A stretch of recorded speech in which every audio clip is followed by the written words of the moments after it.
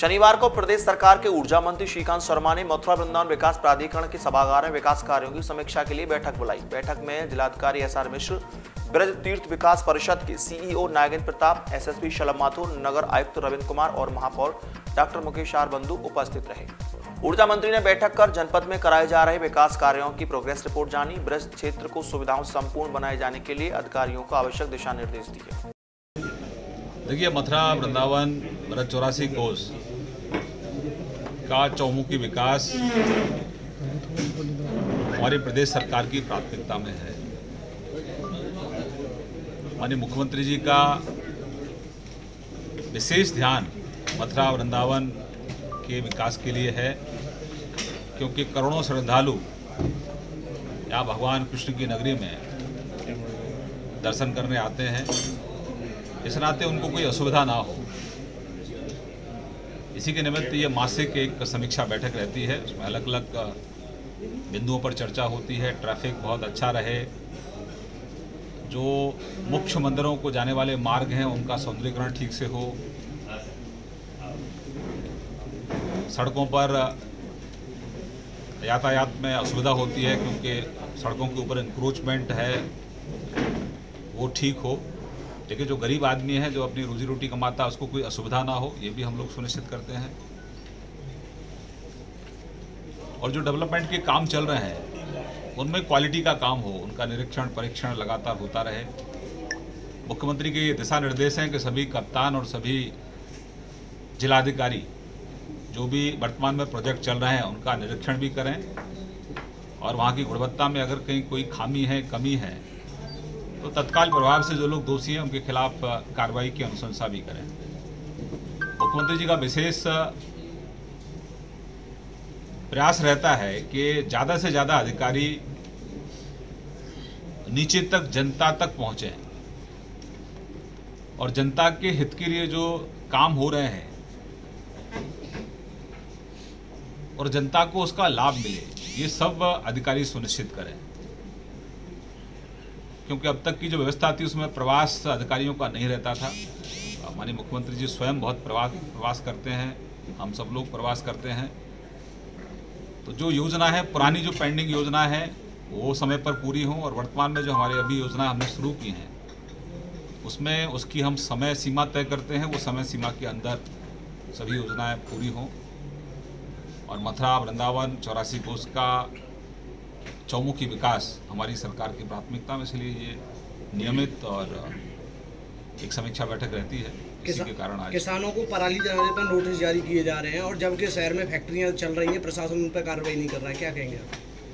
देखिए, बढ़ता हुआ प्रदूषण आने वाली जो हमारी पौधे हैं या अभी हम सब लोग हैं उनको बहुत प्रभावित कर रहा है।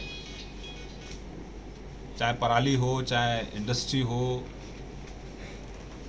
चाहे तेज गति से सड़कों पर दौड़ते वाहन हों, इसमें जब तक हम सब लोग पर्यावरण को शुद्ध करने के लिए हम पहल नहीं करेंगे सबको मिलकर, क्योंकि जो प्रदूषण है उससे सब हम लोग प्रभावित हो रहे हैं।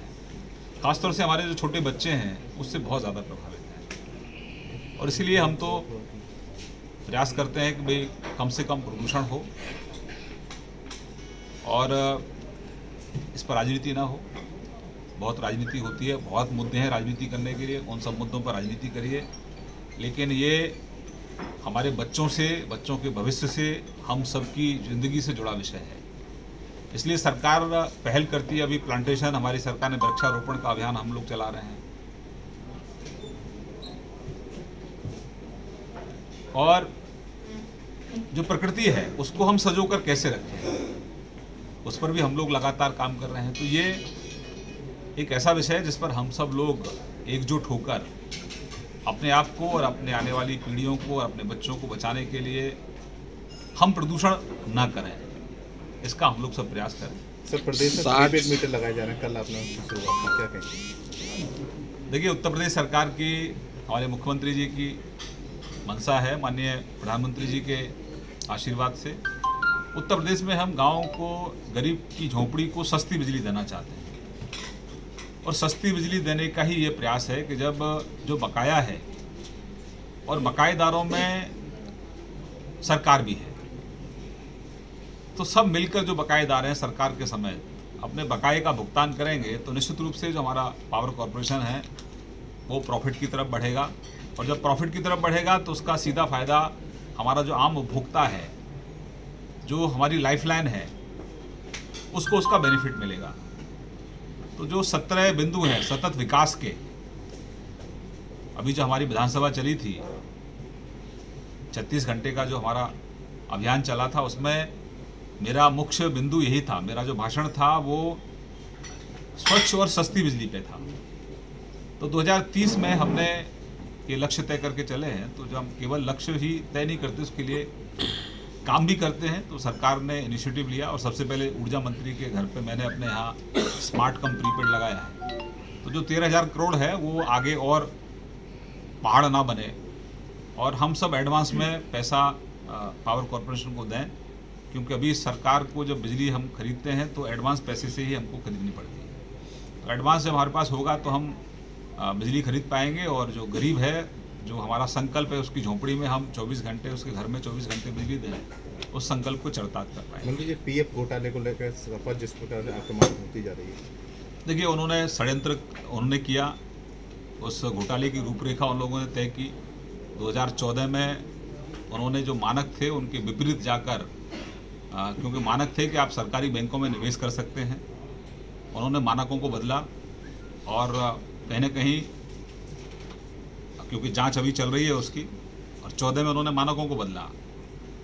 2016 में जब अखिलेश जी की सरकार थी, 14 में अखिलेश की सरकार थी, तो 16 में उन्होंने पीएनबी हाउसिंग में अपना पैसा इन्वेस्ट करना शुरू कर दिया, जो बिल्कुल मानकों के बिल्कुल विपरीत था। हमारी ओथ लेने से पहले हमारी सरकार बनी 19 मार्च 2017 को। 17 मार्च 2017 को उन्होंने पहला निवेश दीवान हाउसिंग में किया।